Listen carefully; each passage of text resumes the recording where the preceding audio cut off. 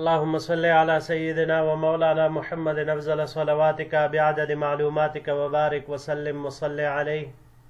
بسم اللہ الرحمن الرحیم. عزیز طلباء کرام، امید ہے کہ انشاءاللہ العزیز آپ سب خیر و عافیت کے ساتھ ہوں گے. جامع السنن الترمذی جلد ثانی کے ایک نئے باب ما جاء فی من لا تجوز شہادتہ کے ساتھ ایک مرتبہ پھر آپ حضرات کے خدمت میں حاضر ہونے کا موقع ملا. بحمد اللہ تعالی آج ہمارا سبق نمبر 171 ہے اور اس باب میں ہم یہ پڑھیں گے کہ وہ کون کون سے لوگ ہیں جن کی گواہی شرعاً مقبول نہیں ہوتی. تو بڑھتے ہیں اپنے سبق کی طرف.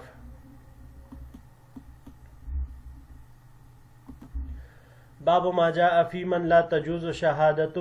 یہ باب اس بیان میں ہے کہ کن لوگوں کی گواہی قبول نہیں ہوتی شرعاً.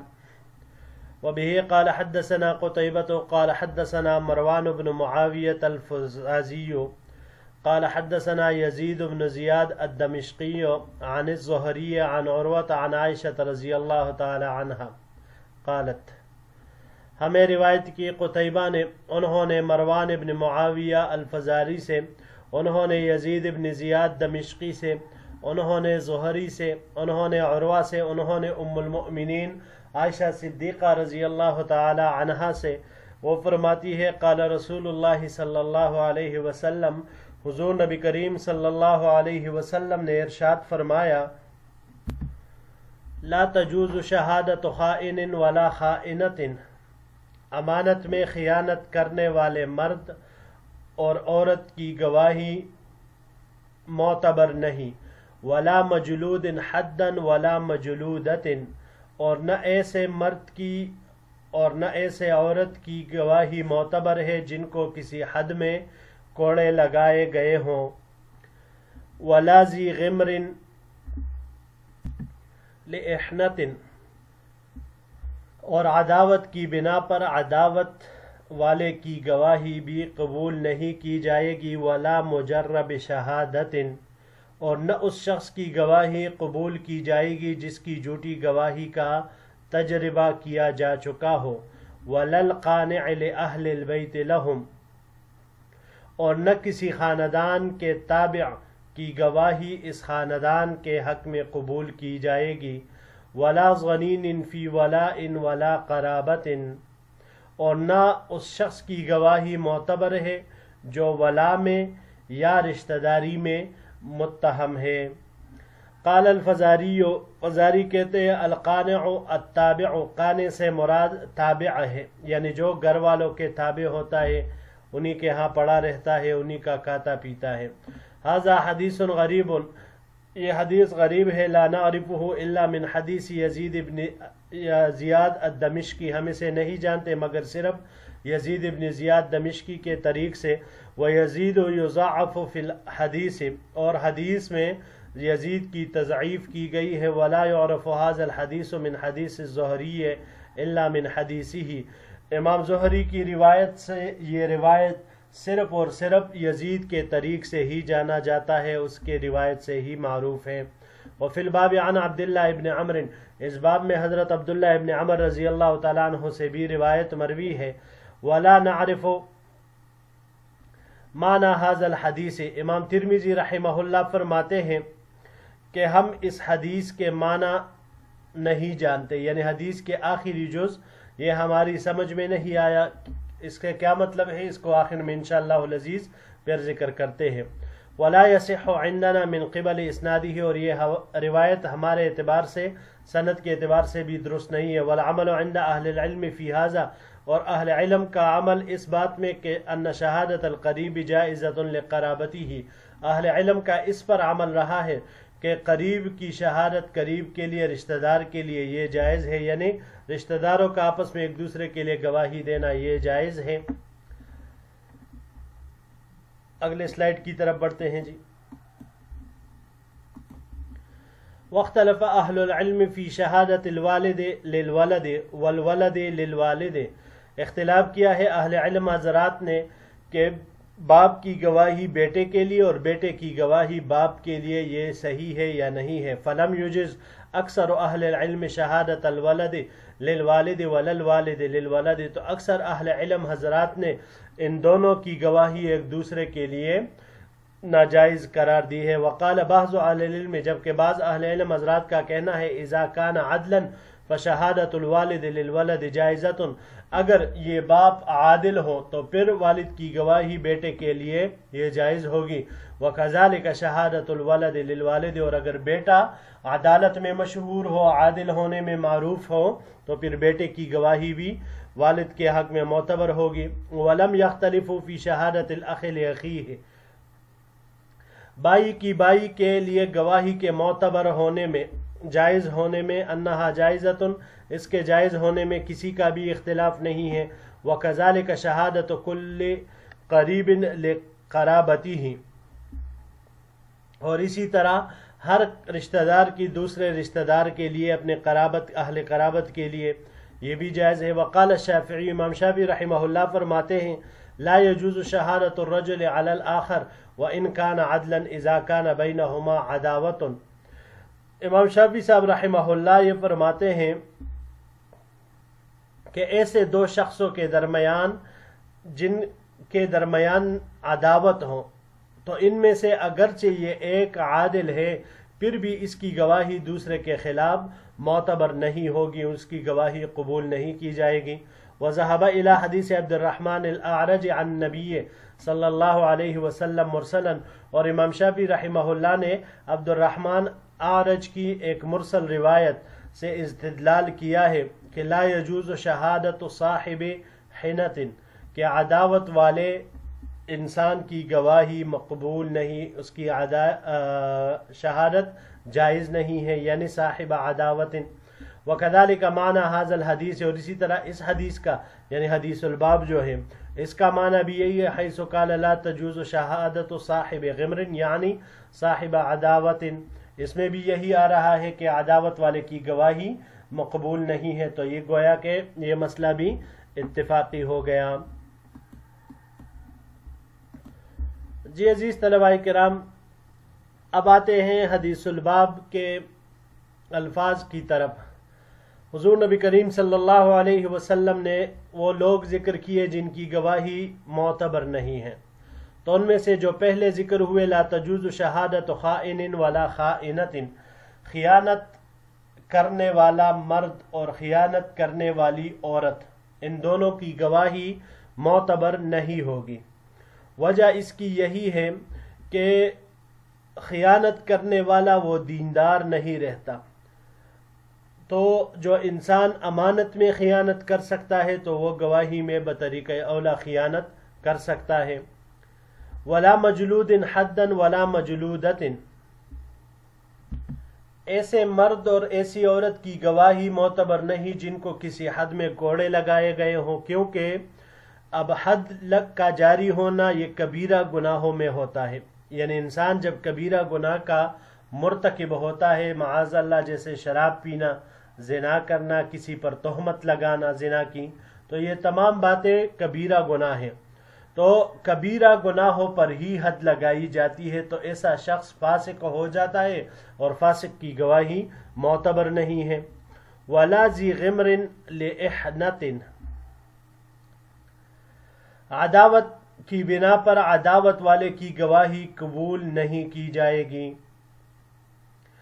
مثال کے طور پر آپ یوں لے لیجئے کہ جن دو شخصوں کے درمیان پرانی دشمنی، عداوت چلی آ رہی ہے، ان میں سے ایک کی گواہی دوسرے کے خلاف قبول نہیں کی جائے گی، کیونکہ یہ تہمت کی جگہ پر ہے کہ ممکن ہے کہ وہ عداوت کی وجہ سے غلط گواہی دے رہا ہو اور اپنے دشمن کو اس میں پھنسا رہا ہو، تو اس وجہ سے اس کی گواہی بھی معتبر نہیں ہوگی. ولا مجرب شہادت، مجرب شہادت ان سے مراد وہ شخص ہے کہ جس کی جھوٹی گواہی کا بارہا تجربہ کیا جا سکا ہو، کئی بار اس کا جھوٹ پکڑا جا چکا ہو، یعنی جس کے بارے میں یہ بات ثابت ہو چکی ہو کہ اس نے جھوٹی گواہی دی ہے، ایک معاملے میں ہو یا کئی معاملے میں ہو، تو اب اس کے بعد کسی بھی معاملے میں اس کی گواہی کا کوئی اعتبار نہیں ہوگا۔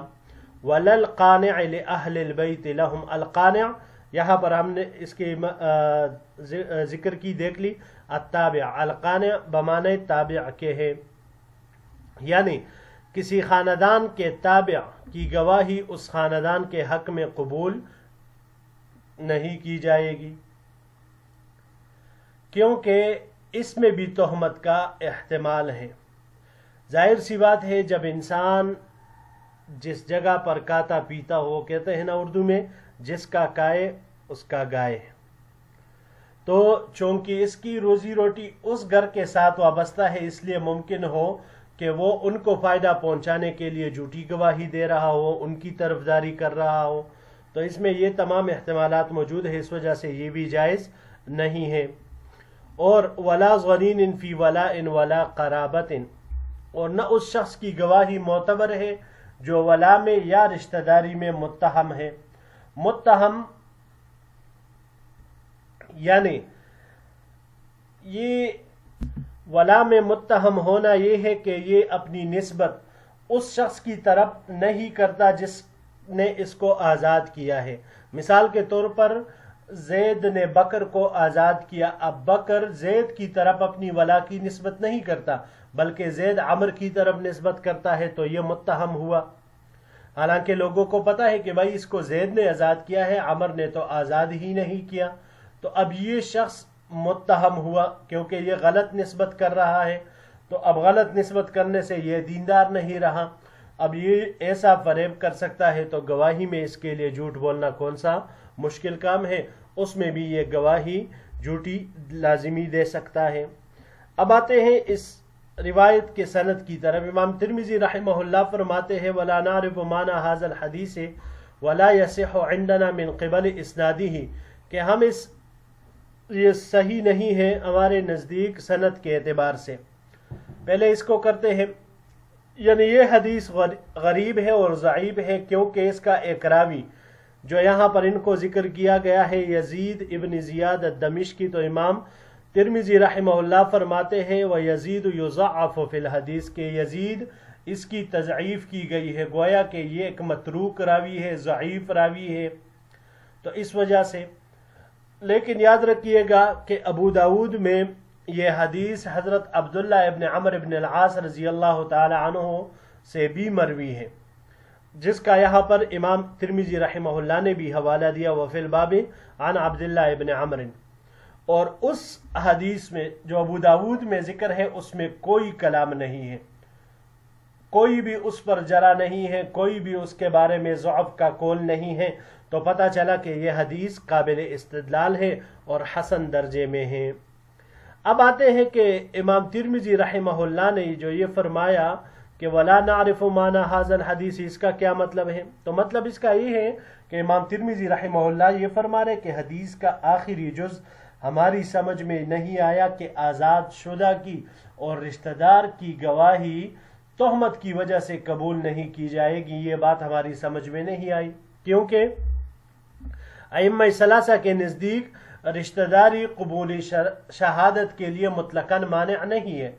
رشتہ دار کی گواہی تو تہمت کی بنا پر ٹھیک ہے قبول نہیں کی جائے گی، تو پھر یہ بات کیسے صحیح ہوگی؟ ائمہ ثلاثہ کے نزدیک مطلقاً مانع نہیں ہے قبول شہادت کے لیے، تو اب یہاں پر بنا بر تہمت اس کی گواہی قبول نہیں کی جائے گی، یہ بات کیسے صحیح ہوگی؟ حالانکہ اگر دیکھیں تو حدیث مبارک کا مطلب وہ ہے جو اوپر بیان کیا گیا ہے،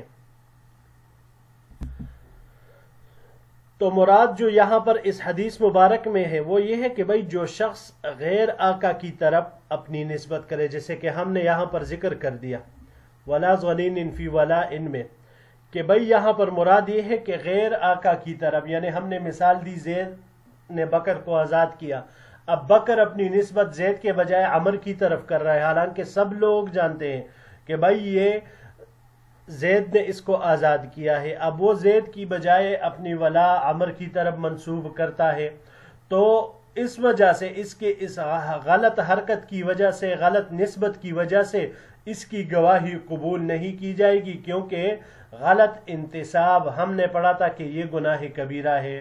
تو پتہ چلا کہ بھائی حدیث میں اس سے مطلق رشتہ دار مراد نہیں ہے، بلکہ وہ لوگ مراد ہیں جو نسب میں متہم ہیں، تو ان کی گواہی مردود ہوگی۔ اگلے سلائیڈ کی طرف آتے ہیں جی۔ یہاں پر اہل علم کے بارے میں جو اختلاف یہاں پر بیان ہوا، بیٹے کی گواہی والد کے لیے یا والد کی گواہی بیٹے کے لیے، تو اس کے بارے میں بیان ہوا۔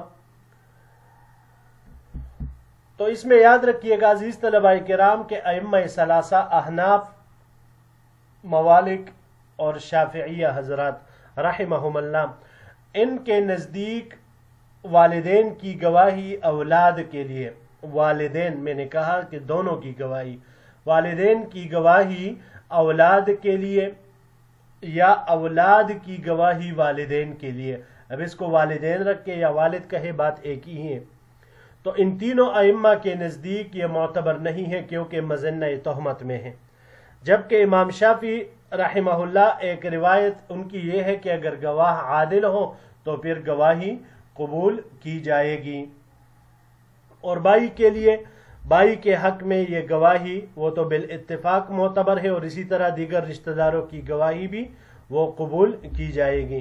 پھر یہاں پر امام ترمذی رحمہ اللہ نے امام شافعی صاحب رحمۃ اللہ علیہ کا ایک قول ذکر فرمایا، وہ قول یہی ہے کہ بھائی ایسے دو شخص کے جن کے درمیان عداوت ہے تو ان میں سے ایک کی دوسرے کے خلاف گواہی قبول نہیں کی جائے گی، اور وجہ اس میں ظاہر ہے کہ بھائی ان میں دشمنی چلی آ رہی ہے۔